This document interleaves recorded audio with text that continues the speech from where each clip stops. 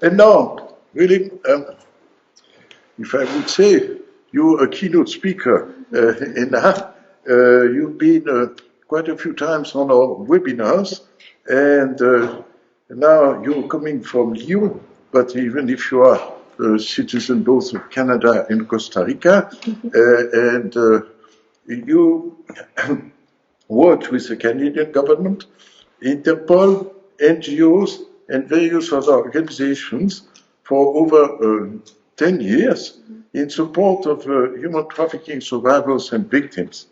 And indeed, you did write an excellent dissertation on male victims, and I think it's a very interesting dissertation available for free online. You did that in Canada, in Vancouver, and I must say I was quite impressed in reading this. And you are also a co-founder and global ambassador of the U.S. Council on Violence Against Men and Boys, as well as the CEO and senior advisor for research and development of Cyber Night Watch, we just see. So please, I'm looking forward for your message today. Thank you. Thank you very much. I would first like to extend my deepest gratitude to the Sovereign Order of Malta and the Geneva Center of Human Rights Advancements and Global Dialogue. And thank you again to Dr. Michelle Gini and the organizing team for hosting this crucial meeting today. So my name is Lucia Mariaca Pacheco, and I'm honored to represent the U.S. Council on Violence Against Men and Boys as their co-founder and global ambassador. Over the past 13 years, I have worked with various agencies worldwide towards the common goal of raising awareness and stopping human trafficking. From reshaping Canada's criminal code on human trafficking and engaging with traffic victims around the world, to now working on human security research, global anti-trafficking projects, and public advocacy on these critical issues. So I can summarize my story that brought me here in 3 moments. Let me tell you about the first one. The start of my journey in 2010, when I first saw a little girl named Anita. She was barely 2 years old at the time when she was dropped off in a cardboard box at the doorsteps of an NGO in San Jose, Costa Rica. On her body, her bones were shattered, and she was covered with scars of cigarette burns from her family. And I remember her little laugh when we would do physical therapy together. She would laugh to try to hide the tears, but she was so strong. And witnessing her resilience inspired me to dedicate my life to the fight against human trafficking and human rights, especially for children. And the moment began a lifelong journey to those that have been harmed by trafficking and human rights violations, and for those that always think about money and never about the suffering they inflict on their victims. So let's move on to the second moment in 2011, when I found myself working in remote rural villages, small areas, and major cities in Cambodia on a humanitarian aid mission.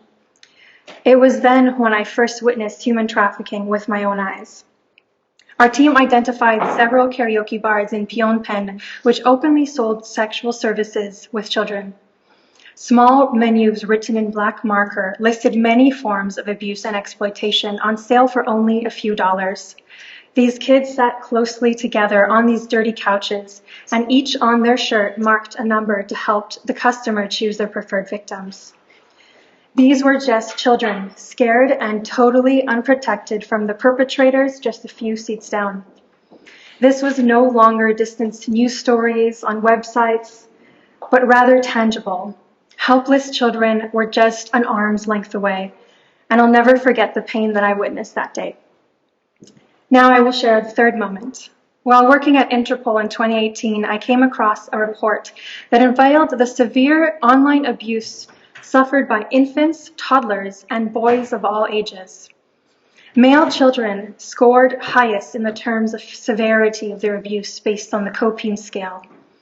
And these boys were suffering the most severe abuse, and they were victim to unimaginable horrors such as bestiality, live torture, and murder. And before this moment, I had only worked with women and girls, and my own internal bias assumed that females were the main victims, and that this must not be a problem for men and boys around the world. But when my gender bias was challenged, it compelled me to learn more about male victimization. But I noticed that there were fewer studies and very little advocacy and social services focusing on men and boys. When I encountered where a dominant societal narrative that cast victims as female and perpetrators as male. The literature suggests that many frontline professionals struggle to even perceive boys as potential victims of sexual exploitation and abuse. But today I come here to challenge these preconceptions, aiming to redefine the narrative on victims and perpetrators in the context of human rights. International and national legislations aligned with legal frameworks have predominantly focused on the violence against women and girls. Despite the inclusion of male victimization in some legal instruments, the implementation often associates male victims with the image of a vulnerable girl. For example, let's do a quick language analysis of the Protocol to Prevent and Suppress and Punish Trafficking in Persons, especially Women and Children, or also known as the Palwankar Protocol. So a keyword search reveals a stark imbalance in addressing male and female victims. The word male, man, men, or boy results in 0 hits. In comparison, 8 hits when searching for just the word woman.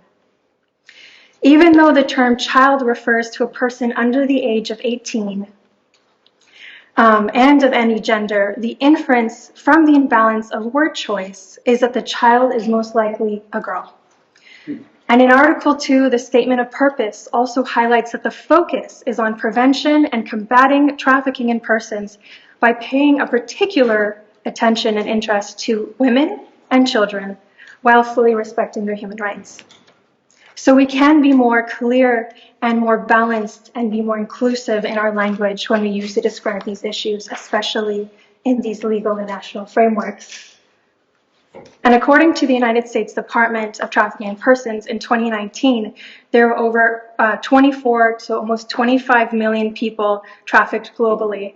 And after COVID-19, it was estimated that 49.6, as you said, 50 million are in forced labor. And of those 27.6 million that are in forced labor, 6.3 are trafficked and forced into commercial sexual exploitation. So this is a very clear indication that human trafficking and slavery are increasing and at a very drastic speed. We also know that statistics like these never capture the full extent of the problem, because within these statistics, we can only include those that we consider to be victims. We only count those that come forth, that seek help and are believed to be victims by frontline professionals such as law enforcement, NGO workers, and researchers. Unless things change, these statistics will most likely always be underreported for men and boys, as they are for women and girls. In many countries, the absence of any conviction in human trafficking cases with male victims of sexual exploitation reflects the impact and a very real concern about underreporting. To this day in Canada, we do not have one convicted case of human trafficking with a male victim of sexual exploitation. So to our statisticians, perhaps this is not significantly relevant, or to frontline professionals, they may think this is clearly not happening. But then how and why do I personally know so many male victims and survivors of human trafficking all over North America who just wished to be listened to and to be heard and to be believed? Over the last 6 years, I've worked closely with male victims and survivors, and I've conducted dozens and dozens of interviews, learning from firsthand accounts and what frontline professionals have done to support victims efficiently, but also learned as a collective society, what have we done that greatly harmed victims? All the participants in my research study reported experiencing significant gender bias and skepticism about their victimization when dealing with frontline professionals, such as police, medical staff, and mental health professionals. The survivors told me that services rarely believed their claims, and they were often dismissed by the very same people whose their jobs were to help them.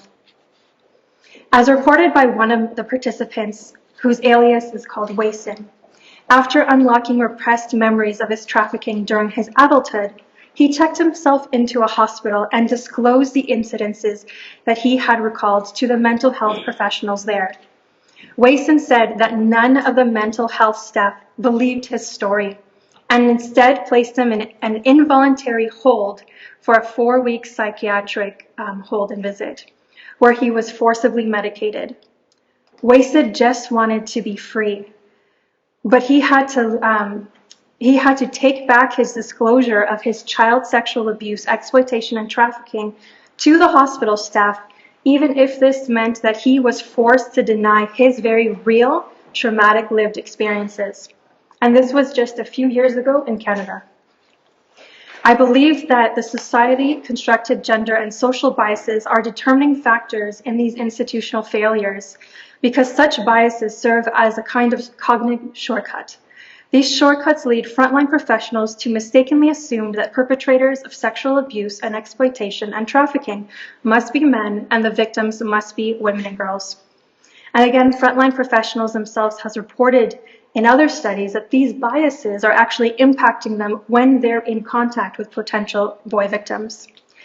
And in my research, we see this belief is a big factor that harms male survivors. When disclosing their sexual exploitation to frontline professionals, many survivors reported that they were met with skepticism, disbelief, a lack of understanding of the grooming process and tactics, and were met with an overtly gender bias where a person disclosing had their experiences dismissed for male victimhood, and in some cases, the dismissal of female culpability when there was a female perpetrator to the survivors, ultimately resulting in no action being taken on their behalf. So as a society, we must first learn how to identify male victims and then find the most effective way to provide restorative services and afford justice to male victims in line with their basic human rights from the Universal Declaration of Human Rights. And when thinking about reintegration back into society after trafficking, most victims remain stuck in a cycle. Occurrence when the trafficking happens, silence, this inner struggle to not disclose, an era of acting out. This could be drug abuse, alcoholism, failed relationships, violence towards others. And if there is no intervention at this stage, then a victim can fall into the next stage, which is lifelong ramifications and consequences. This could be divorces, lack of contact with their children, alcoholism, drug addictions, depression, long-term health consequences, and even suicide. And my research suggests that the intervention first needs to come from the victims themselves. They must inquire for support, services, and disclosure to get out of this dangerous cycle. But this means the interactions with frontline professionals like us here can either bring them to end their era of silence or keep them there longer, which can last up to decades. And it is imperative that we bear in mind that individuals who have experienced human rights abuses, particularly those related to trafficking, are not only healing from the pain and the trauma that they have endured, but also the ways that we have treated them when they were asking for help. As both individuals and collective, we must exercise discernment in our words and actions when offering support, abiding by the do no harm principle, recognizing that our actions have potential to either worsen their trauma or contribute to the healing process. This underlines the responsibility we bear in fostering a supportive and safe environment. One of the participants, a trafficking survivor, told me this: "Being believed today has helped inspire me and provide me with a small sense of closure and peace. However, today was merely the tip of the iceberg for the new chapter of my life. It feels like the more you share, the more you realize you're not alone and it's not your fault. It's not only possible for adult survivors of sexual abuse, sexual exploitation, or human trafficking to make a tremendous impact to enhance the work of advocacy, research, and frontline work and services to others who have been victimized, but this is a must. All the survivors want, regardless of gender, is to be actively listened to and believed. We see true healing when they feel respected, gain a sense of autonomy from their trauma. Therefore, as experts, prioritizing solutions first and training first is not always the solution. We need to remember that these victims and survivors are people with very human needs that need to be listened to, feel respected, and regain a sense of dignity. These core human rights needs should be placed first before addressing the bigger problem. So this is what led to the creation and development of the U.S. Council on Violence Against Men and Boys. I just wanted to share my insights and find like-minded people who wanted to fight for human rights for all victims, regardless of gender. The U.S. Council is a dedicated collective representing 25 cross-sectors of professionals, lived experts, advocates, researchers, educators, public health stakeholders, and community members that are committed to dismantling the barriers that perpetuate violence and trauma against males in our society. Establishing with the conviction that every individual, regardless of gender, deserves to live free from violence and its debilitating aftermath. We tirelessly work towards a more just and equitable future for all. And the Council's purpose is clear: to challenge and change the narratives surrounding violence against males as a public health crisis, fostering a society where all individuals can thrive without fear, prejudice, or harm. By illuminating the root causes and effects of violence and trauma, we strive to empower communities, policymakers, and institutions to make positive change. And the mission of the U.S. Council on Violence Against Men and Boys is to advocate, to research, and to educate on matters on violence and trauma experienced by men and boys. And rooted in this public health framework, we delve deep into the complexities of the issues, aiming to eradicate the impacts on the individual, but also on the communities. Our vision is one where a society that values the well-being and safety of every person, regardless of gender. And we envision a world where boys can grow, learn, and thrive without the shadow of violence looming over them. And through data-driven insights, lived experiences, research, and scientific integrity, we strive to create a future where violence is the exception and no longer the norm.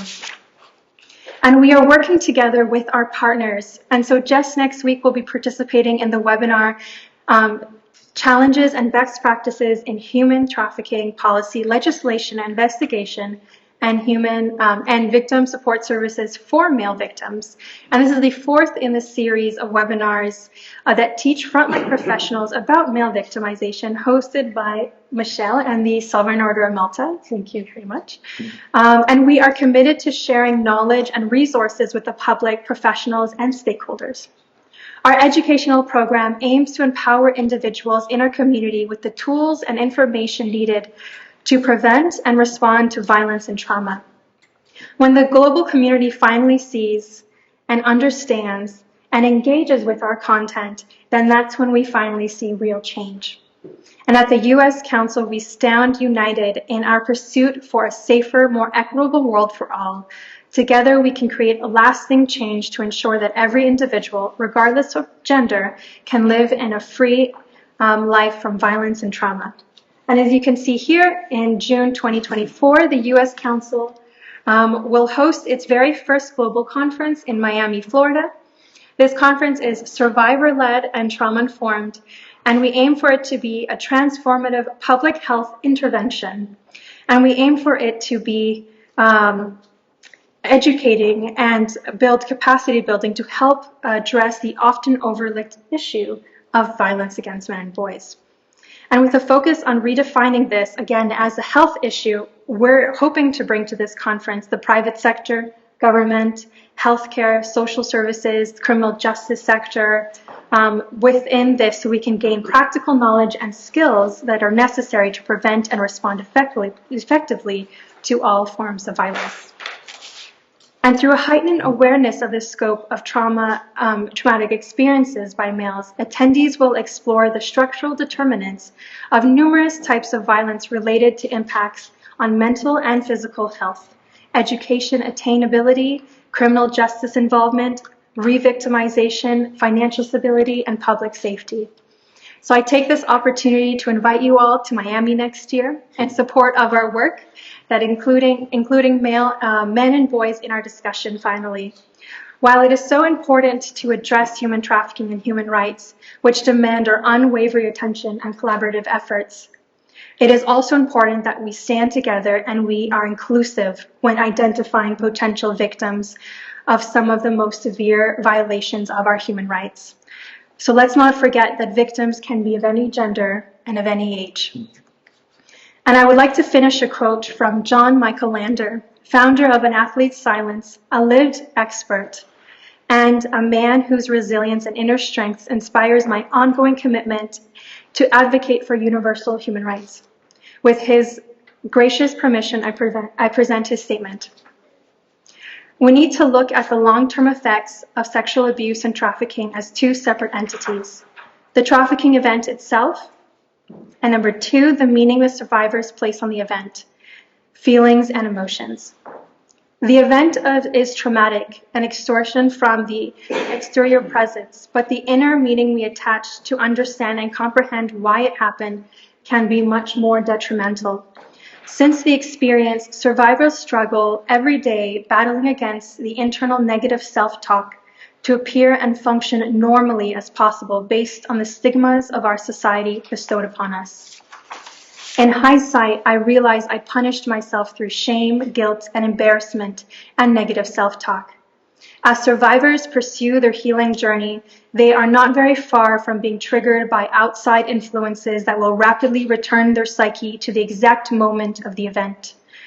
Even if they have had perfected in the numbing and distance strategies to protect themselves, and since each survivor is unique, their healing journey needs to be individually devised for optimum success. Sharing our stories help others while providing ourselves with the critical insight to heal. I want people to understand that healing is a lifelong journey. So human rights are non-negotiable and fundamental, guiding our collective responsibility, as we have said, towards a more humane and just society. So I urge you here to take this knowledge gained from today's meeting and to turn it into action. Whether you work in policy, legislation, investigations, or any other field, your contribution matters. Together we can make meaningful impact and contribute to a world where human trafficking is eradicated and survivors are provided with the support and care they deserve, regardless of their status, their ethnicity, their religion, or genders, because all survivors matter. Thank you very much.